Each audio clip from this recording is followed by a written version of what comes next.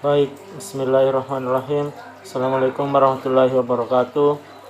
Kami dari kelompok F yang terdiri dari saya sendiri, Muhammad Abu Zar Al-Ghifari, dengan NIM 200 201 501 011, dan rekan kerja saya Muhammad Awal Hutama dengan NIM 200 201 501 006. Warahmatullahi wabarakatuh. Perkenalkan, nama saya M. Awal Utama dari kelompok F. Pada kali ini saya akan menjelaskan salah satu tema, yaitu Detail Engineering Design.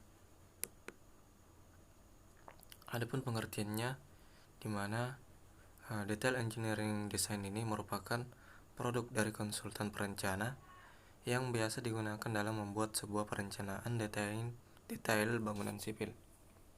Kemudian adapun tujuannya, yaitu menyusun dan merancang desain teknis secara rinci yang akan dipergunakan sebagai pedoman pelaksana.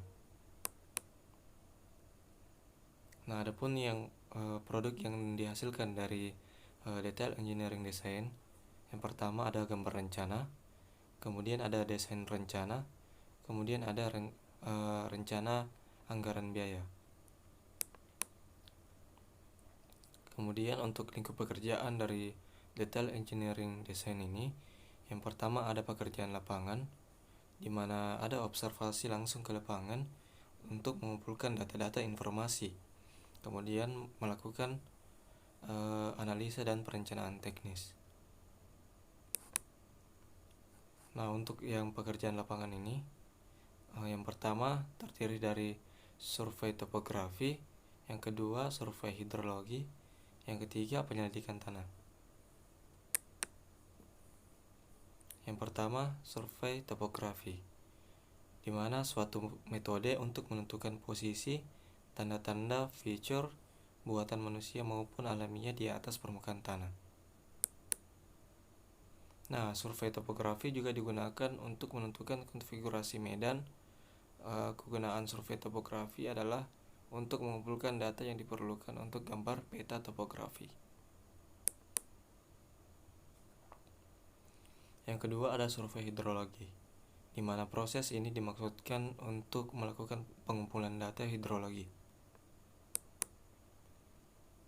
Melakukan pengumpulan data karakter atau perilaku aliran air pada bangunan air yang ada, guna keperluan analisis hidrologi, perencanaan drainase yang diperlukan, dan data-data ini outputnya digunakan sebagai input dalam perhitungan debit banjir rencana untuk menentukan ukuran dimensi saluran dalam analisis hidrologi. Yang ketiga ada penyelidikan tanah, di mana upaya memperoleh informasi bawah tanah untuk perencanaan pondasi bangunan sipil. Nah, penyelidikan tanah harus mencapai kedalaman di mana tanah memberikan daya dukungnya atau mengkontribusi penurunan akibat struktur yang akan dibangun. Penyelidikan tanah mencangkup antara lain pengukuran tanah, pengambilan contoh tanah, pengujian lapangan, pengujian laboratorium, dan observasi air tanah. Nah, adapun lingkup pekerjaan analisa dan perencanaan teknisnya, di mana yang pertama ada analisa hidrologi, yang kedua ada analisa mekanika tanah, yang ketiga ada perencanaan geometrik jalan, yang keempat ada perencanaan perkerasan jalan, yang kelima ada perencanaan bangunan pelengkap, yang keenam penyusunan gambar teknik, yang ketujuh perhitungan perkiraan biaya, yang kedelapan penyusunan dokumen lelang. Yang pertama ada analisa hidrologi, di mana informasi dan harga-harga yang diperoleh dalam survei hidrologi merupakan masukan penting dalam analisa hidrologi. Ukuran dan karakter bangunan air sangat tergantung dari tujuan pembangunan dan informasi yang diperoleh dari survei hidrologi. Yang kedua, analisa mekanika tanah. Analisa laboratorium mekanika tanah dipakai untuk mengetahui sifat-sifat teknis tanah, khususnya tanah lunak. Berdasarkan hal tersebut, dapat ditentukan parameter desain untuk perhitungan daya dukung, fondasi, dan kestabilan jalan. Yang ketiga, perencanaan geometrik jalan. di mana tujuan dari perencanaan geometrik jalan adalah menghasilkan infrastruktur yang aman, efisiensi pelayanan arus lalu lintas, dan memaksimalkan rasio tingkat penggunaan atau biaya pelaksanaan. Ruang, bentuk, dan ukuran jalan dikatakan baik jika dapat memberikan rasa aman dan nyaman kepada pemakai jalan. Yang menjadi dasar perencanaan geometrik jalan adalah sifat gerakan dan ukuran kendaraan, sifat pengemudi dalam mengendalikan gerak kendaraannya, dan karakteristik arus lalu lintas. Yang keempat, ada perencanaan perkerasan jalan, di mana berfungsi memberikan pelayanan kepada sarana transportasi, dan selama masa pelayanannya diharapkan tidak terjadi kerusakan yang berarti. Agar perkerasan jalan yang sesuai dengan mutu yang diharapkan, maka pengetahuan tentang sifat pengadaan dan pengolahan dari bahan penyusunan perkerasan jalan sangat diperlukan. Yang kelima, perencanaan bangunan pelengkap. Bangunan pelengkap adalah bangunan-bangunan yang merupakan pendukung dari jalan tersebut, sedangkan pelengkap jalan adalah perlengkapan guna menambah kenyamanan bagi pengguna jalan. Yang keenam, penyusunan gambar teknis, di mana penyusunan ini yang pertama ada umum general, yaitu terdiri dari sampul, lembar pengesahan, daftar isi, legenda simbol dan singkatan, peta lokasi pekerjaan, peta sumber material, rekapitulasi, daftar kuantitas. Kemudian yang kedua ada situasi dan pemotongan memanjang, di mana terdiri dari skala horizontal 1:1000 dan vertikal 1:100, maksimum 350 meter per lembar. Kemudian dilengkapi dengan detail situasi yang ada, letak dan tanda patok beton, letak dan ukuran jembatan, dan lain-lain. Kemudian yang ketiga ada potongan melintang, yang terdiri dari skala horizontal 1:100, vertikal 1:100, dan untuk kondisi lurus interval dibuat per 50 meter dan kondisi tikungan interval dibuat per 25 meter. Kemudian yang keempat ada struktur, di mana detail pondasi dan detail bangunan atas.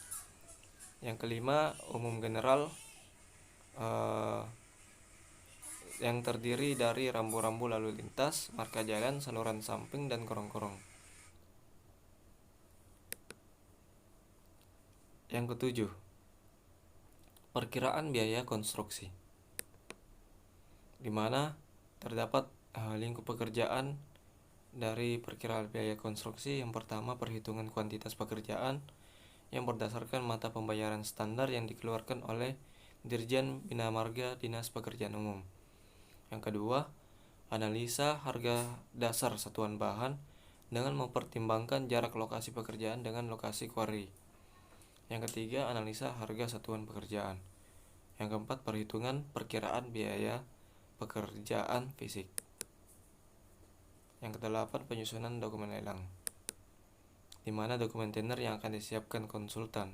Yang pertama ada buku 1, terdiri dari bab 1, yaitu instruksi kepada peserta lelang.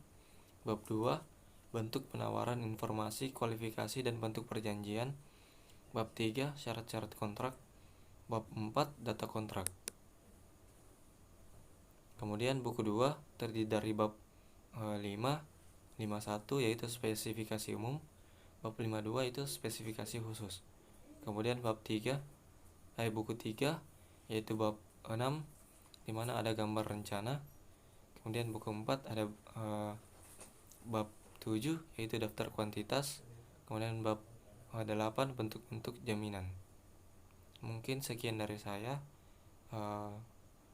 Kurang lebihnya mohon dimaafkan. Wabillahi taufiq wal hidayah. Assalamualaikum warahmatullahi wabarakatuh.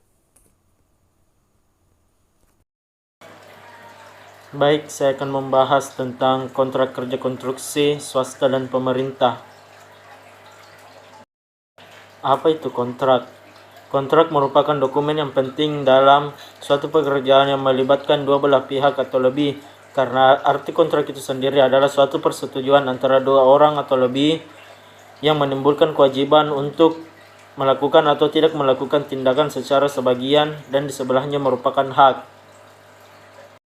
Baik, adapun syarat sahnya sebuah kontrak ialah yang pertama, kesepakatan para pihak, yang kedua, kecakapan, yang ketiga, suatu hal tertentu, dan yang keempat, suatu sebab yang halal.